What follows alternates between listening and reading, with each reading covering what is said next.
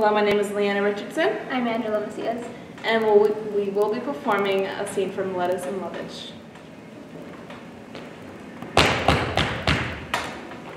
Mr. Sperry.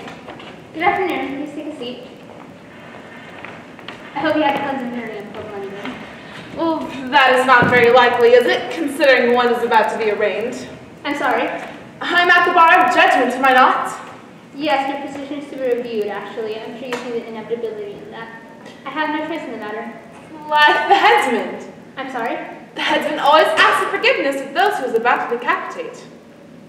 I'd appreciate it if you left historical analogies out of this conversation, Mr. Fay.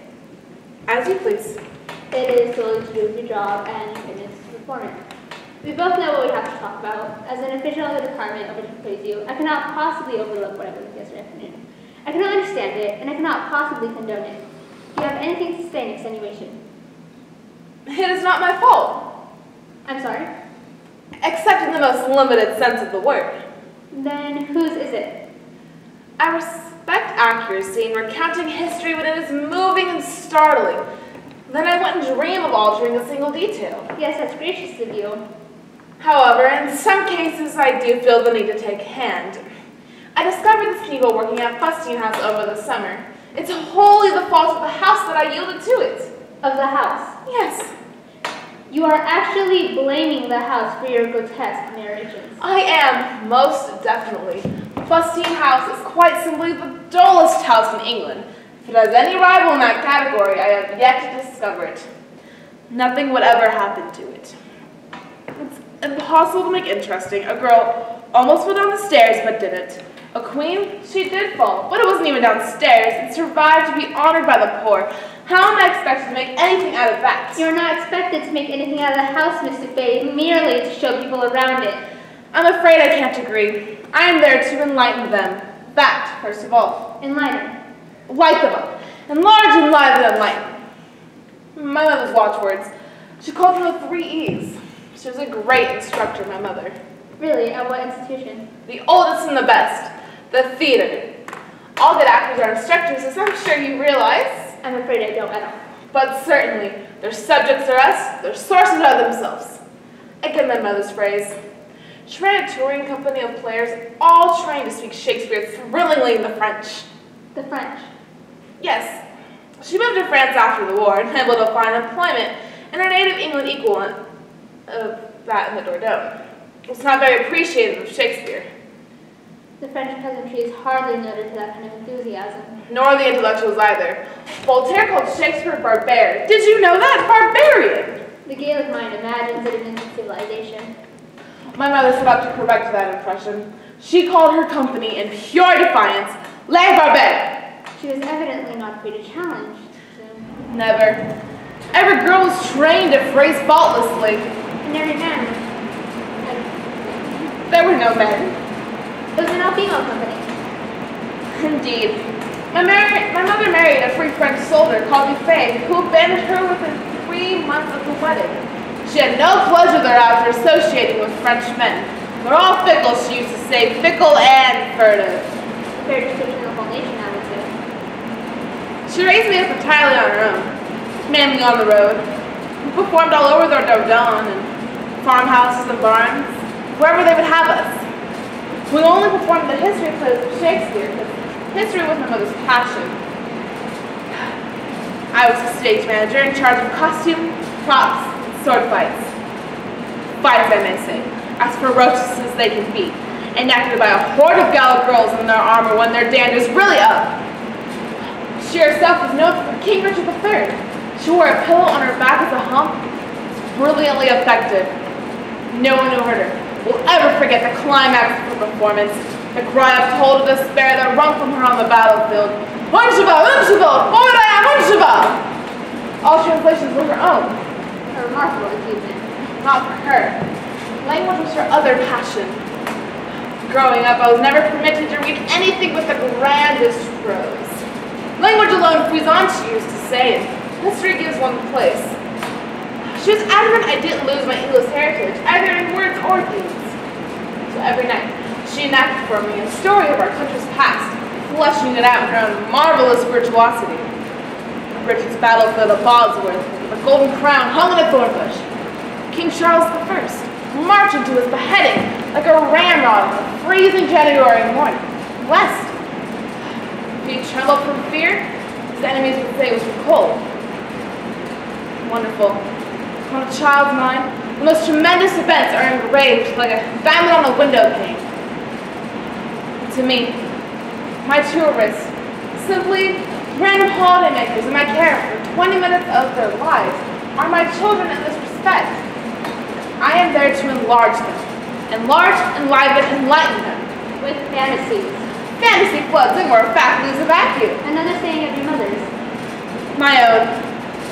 When I first started working at Fustian House, I spoke nothing but fact, exactly what was set before me in all its glittering excitement.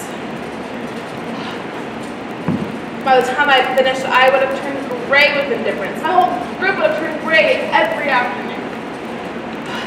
Fustian House is a haunted house, was shown, haunted by the spirit of nullity, nothing ever happening. It had to be false. With untrue. With anything. With untrue. I am the daughter of Alice Evans Dufay, dedicated to lighting up the world, not dousing in a dust. My tongue could not simply go on speaking that stuff. No doubt it was excessive. I got carried, I can't deny. Further and further from the shore, back on the slipstream of fiction. But blame the house of the spirit which to fight it. And this is your defense? The people once left yawning, they now live admiring. I use that word in its strict old sense, meaning a state of wonder. This is no mean defense. That's completely irrelevant. Last month, I put a soup bowl out by the rear exit. Not from greed, though. Heavens knows I could be forgiven for that with what you pay me. I wanted proof. People express their gratitude the same all over the world, with their money. My soup bowl brims. It brims every evening with their coins, as they themselves are brimming people. I watch as they walk away toward the car park afterwards, and those are brimming people. Every one. But if you look through these letters, Mr. Baby, you discover that quite a few of them are not actually brimming except for the invitation. Shrouds are always among us. Curmudgeons are never slow to come forward. 22 letters, Mr. Bay. I have 22 letters about you. 22? What's that? I have 50. Please, Mr. Bay, Come on, read. please, Here, for yourself. Please, I will not. Please, read. Please, Mr. Bay, this is my desk. Please. Complete nonsense, all of it. Child, your car park, your mother. I don't care.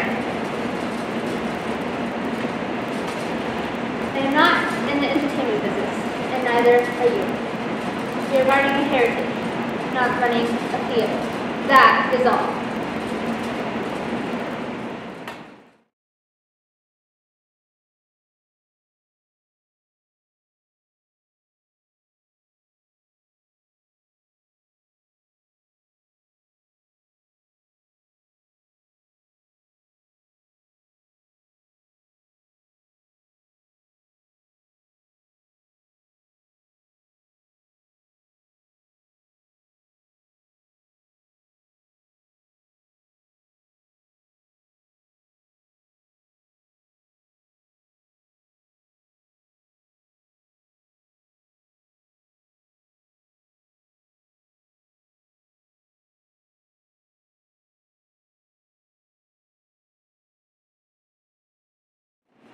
Hi, I'm Casey Bonstein. And I'm Laura Chavez. And we will be performing a scene from Lettuce and Lovage, in which I will be playing Lettuce. And I will be playing Lovage. Oh, Miss Dufay. Please sit. I hope you had a pleasant journey up from London. It's not very likely, is it, considering what is about to be arranged? I'm sorry. I'm at the bar of judgment, am I not? Your position is to be reviewed, actually. I'm sure you see the inevitability of that. I have no say in such matters. Like the headsman. I'm sorry. The headsman always asks forgiveness of those he was about to decapitate. I'd appreciate it if you kept historical analogies out of this conversation, Miss Dufay. As you please.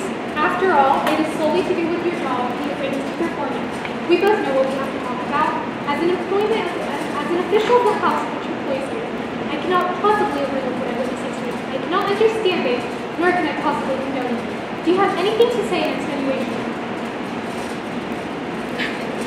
It is not my fault. I'm sorry. Except in a most limited sense of that word. Then whose fault is it? I respect accuracy in recounting history when it is moving and startling. Then I wouldn't dream of altering a single detail. That is gracious of you. However, I do confess I felt the need to take a hand. I discovered this need working at Fustian House over the summer, and it is wholly the fault of that house that I yielded to it. You are actually blaming the house for your grotesque narrations? I am. Most definitely. Fustian is quite honestly the dullest house in all of London, and if it has any rival in that category, I have yet to discover it. It is actually quite impossible to make interesting. Over 400 years and nothing whatsoever happened in it. A queen almost fell downstairs, but she didn't. A girl did fall, not even downstairs, but she survived to be honored by the poor. So how am I expected to make anything out of that? You are not expected to make anything out of the house, Miss Duque, merely to show people around it. I'm afraid I can't agree. I'm there to enlighten them. That first of all. Enlighten? Yes, light them up. Enlarge, enliven, enlighten. That was my mother's watchword, actually. She called them the 3 E's. She was a great teacher, my mother. Really? Not what institution? Oh, the oldest and the best. The theater. All good actors are instructors, as I'm sure you realize. I'm afraid I don't know. Oh, but certainly. Their sources are us and their subjects are themselves. Again, my mother's phrase. She ran a touring company of players, all trained by her to speak Shakespeare thrillingly in the French tongue. The French? Yes. She moved to France after the war, unable to find employment in her native England equal to that of the Dordogne. Was not really very appreciative of Shakespeare. He's a French peasant who is hardly noted for that kind of enthusiasm. Oh, nor the intellectuals. I mean, Voltaire called Shakespeare barbare. Did you know that? Barbarian. I'm not surprised. The Gaelic knights used to be named civilization. Well, my mother set out to correct that impression. Her company was called in pure defiance, Les Barbares. She was evidently not afraid of challenge, was she? Never. Every girl was trained by her to phrase faultlessly. And every man, I presume? There were no men. My mother married a free French soldier in London by the name of Dufay, and he abandoned her within 3 months of the wedding. She had no pleasure thereafter in associating with Frenchmen. They are all fickle, she would say, fickle and furtive. A fair description of the whole nation, I would say. My mother brought me up entirely on her own. Yes, mainly on the road. We performed in farmhouses and in barns, anywhere they would have us. Mostly the historical plays of Shakespeare because history was my mother's passion. And I was the stage manager, responsible for costumes and props, fights. Sword fights, I might add, that are only as ferocious as they can be enacted by a horde of Gallic girls in armor when their dander is really up.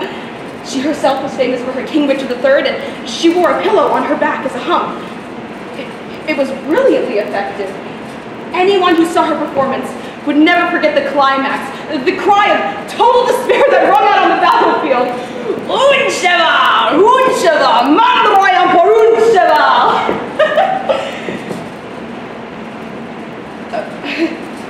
All the translations were her own. A remarkable achievement. Oh, not for her. Language. Language was her other passion. You see, as I grew up, I was never permitted to read anything but the grandest prose.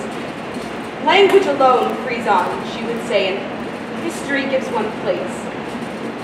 She was adamant I shouldn't lose my English heritage in either words or deeds, so she enacted a story for me every night, fleshing it out in her own marvelous virtuosity. Richard's battlefield of Bosworth, the golden crown hung up in a thorn bush. King Charles I marching to his beheading like a ramrod on a freezing January morning, wearing 2 shirts of snowy white linen, lest if he trembled from fear, his enemies would say it was from the cold. Wonderful. In a child's mind, the most tremendous events engraved as a diamond on a window pane. And to me, my tourists, simply random holiday makers in my care for 20 minutes of their lives, are my children in this respect. It is my duty to enlarge them, to enlarge, enliven, and enlighten them. With fantasies? Well, fantasy floods in where fact leaves a vacuum. Another saying of your mother's? My own. Miss Schoen, when I first arrived at Fustian House, I spoke nothing but fact. Everything that was laid out before me, in all of its glittering excitement. But every afternoon, my entire group would have turned gray with indifference, and I myself would have turned gray as well.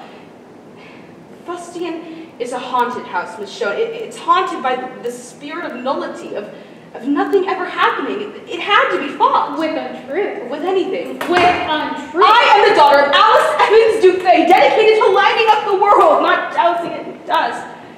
And my tongue could simply not go on speaking this stuff. And I'll admit. Defense? Oh, you see, I'll admit that I was carried further and further from the shore of fact down the slipstream of fiction, but you can't blame the spirit which defied it. Blame the house. And this is your defense. Where people once left yawning, they now leave admiring. I use that word in its strict old sense, meaning a state of wonder, and that is no mean defense. It is completely irrelevant. Last month, I put a soup ball out by the rear exit, not from greed, though heaven knows I could be forgiven with what you pay me. I wanted proof. People express their gratitude the same way all over the world. And my soup bowl brims. It brims every evening with their coins as they themselves are brimming people. And I watch them walk away to the car park afterwards, and those are brimming people, every one. Really, if you were to look through these letters, you would see that they're not exactly brimming, except with indignation. Churls are always with us, and curmudgeons are never slow to come forward. 22 letters, Miss Dufay. I have 22 letters about you, none of them exactly written in a state of wonder. You see, 22. What is that? I have 50. No, look, I have 60. Please, Miss Dufay, this is my chance. This is the enough. I don't care. None of it matters. Your childhood, your car park, your mother, none of it matters. We are not in the entertainment business, and nor are you. We are not running a theater. We are trying to guard a heritage. That is all.